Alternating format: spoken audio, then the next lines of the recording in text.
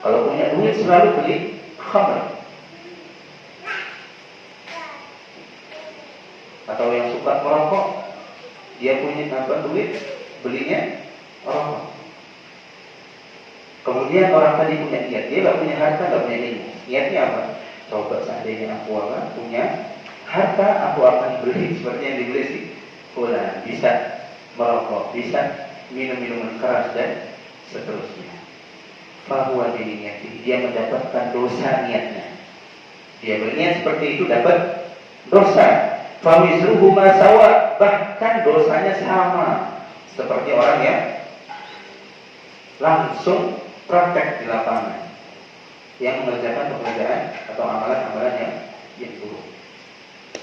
Ini 4 manusia yang dunia itu diperuntukkan untuk mereka, dan masuk di sana kita.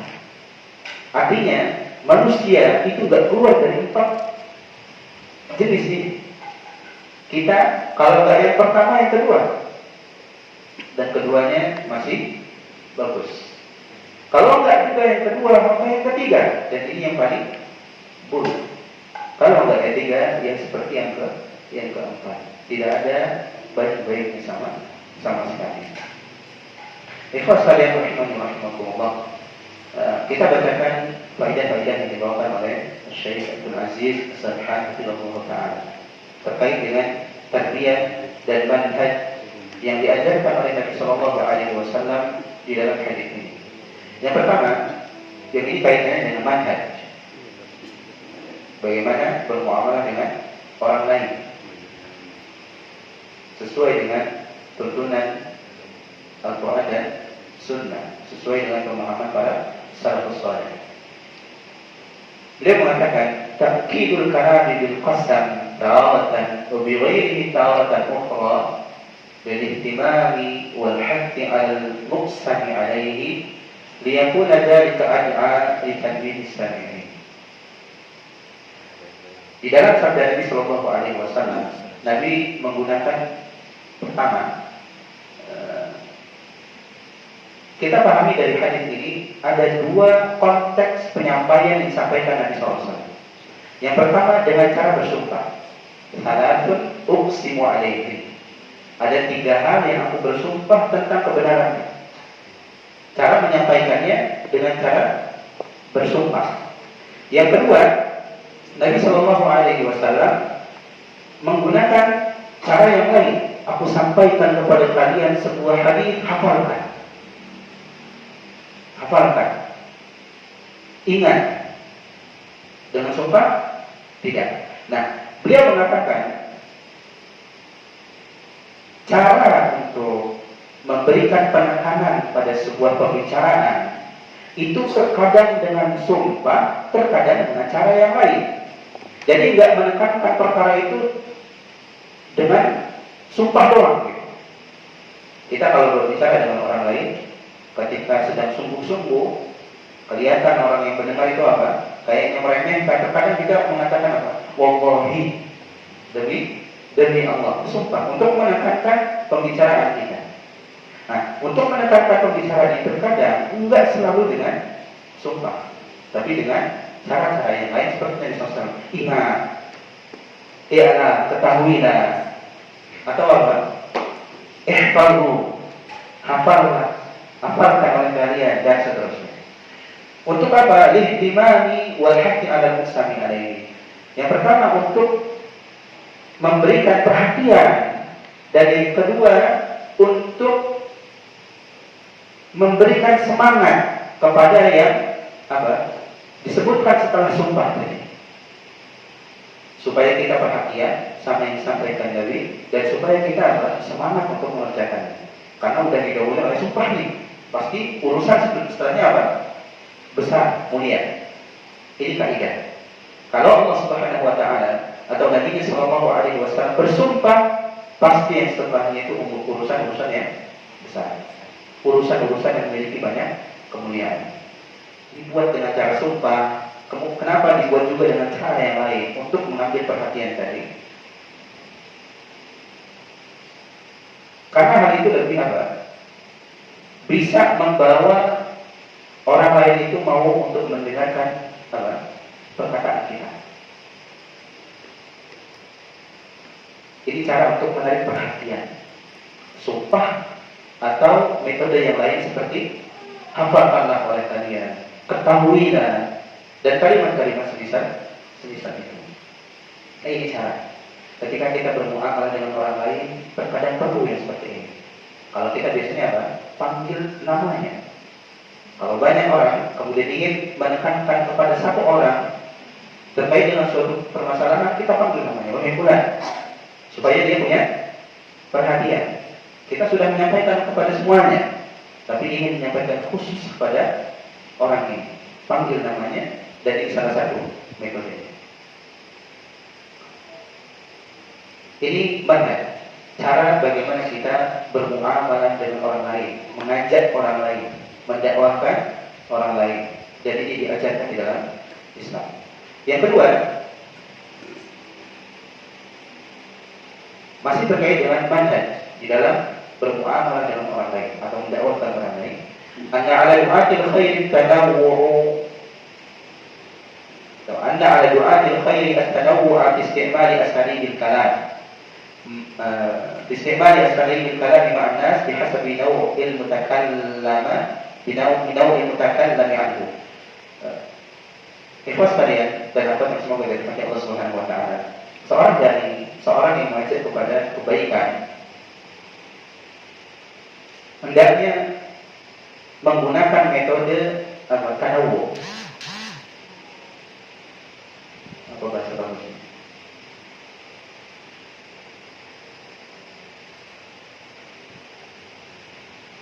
Mengganti-ganti cara dia menyampaikan suatu pembicaraan.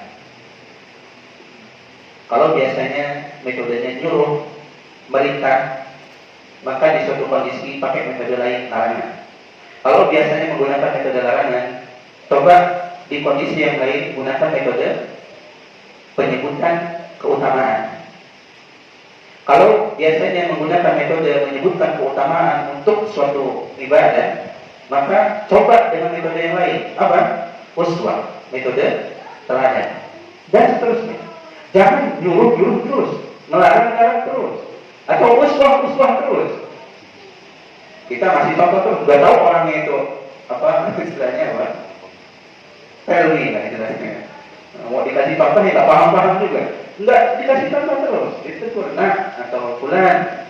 Tapi metode yang pas untuk mereka. Nah, penting di situ untuk tanawu, untuk mencoba jenis-jenis yang lain. Dan dia katakan bihasabi naw'il mutakallam anhu, disesuaikan dengan jenis yang dibicarakan. Jadi konteksnya apa? Contohnya menggunakan metode apa? Kita yang mengajak orang lain untuk mengajak orang lain untuk menerima kebaikan yang kita sampaikan, enggak boleh istilahnya hanya berdasarkan ghirah saja atau ghairah saja, hanya berdasarkan kecemburuan saja. Ini hak Allah, dilarang, kemudian langsung langsung disampaikan, diutarakan dengan caranya, tidak memahami atau tidak memperhatikan kondisi mad'unya dan apa yang sedang dibicarakan kepada dirinya. Nabi Shallallahu Alaihi Wasallam terkadang ketika melihat masalah yang ini merupakan pelanggaran terhadap hak Allah Subhanahu Wa Taala, terkadang langsung dikatakan, terkadang langsung. Seperti misalkan ketika terlihat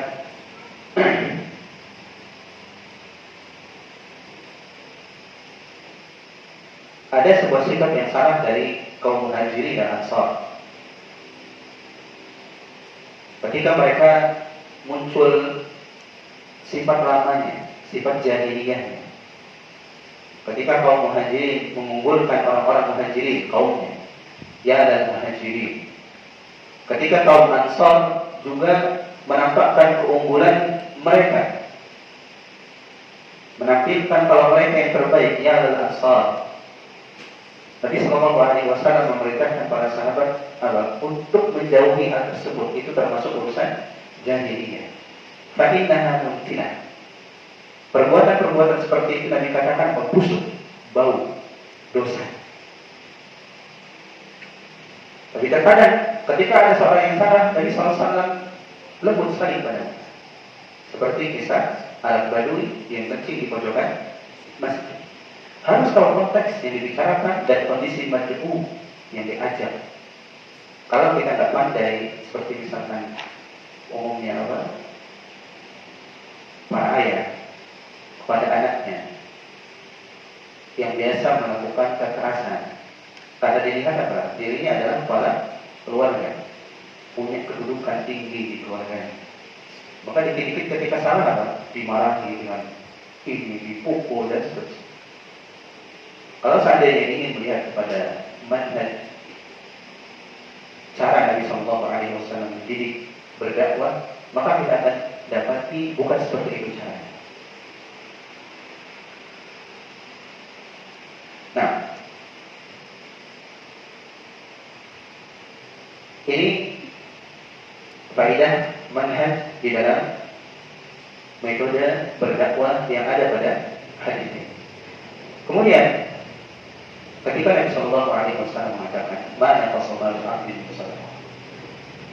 Di antara tiga hal yang Nabi bersumpah akan kebenarannya, tidak berkurang harta seorang hamba karena sebab sedekah. Beliau mengatakan, "Fihi barakatuz zakati was sadaqah." Di dalam sabda Nabi tadi menunjukkan akan keberkahan zakat dan keberkahan sedekah yang dikeluarkan oleh seorang hamba.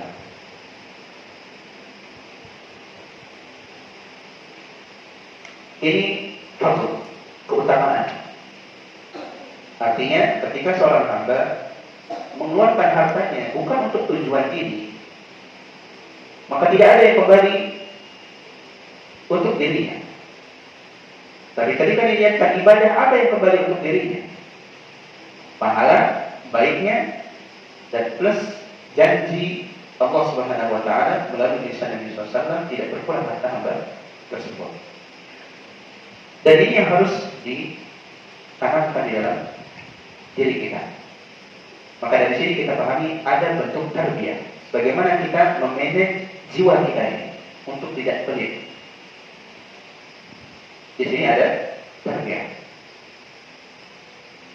Kalau kita ingat dan selalu ingat hal ini, subhanallah, kalau lagi ada harta, ada spesial uang, mau memberikan makanan, mau memberikan minuman, mau memberikan pakaian untuk orang yang membutuhkan dan seterusnya, kita selalu ingat mal kosong, mal aktif ini, tidak akan apa?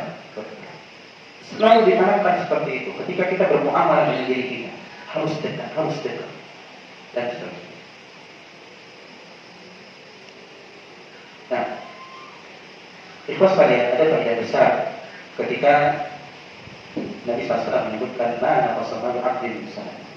Tidak berkurang harta seorang hamba dari sedekah. Nabi SAW mengatakan hamba. Dan ini juga ada bentuk tarbiyah.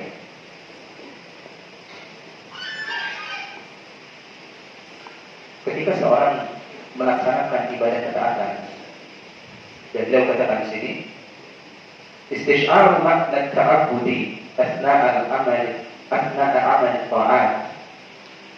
Pada kata abdi di sini ada faedah menghadirkan perasaan makna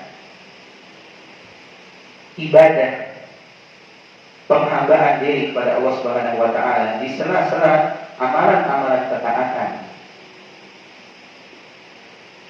Ini harus ada.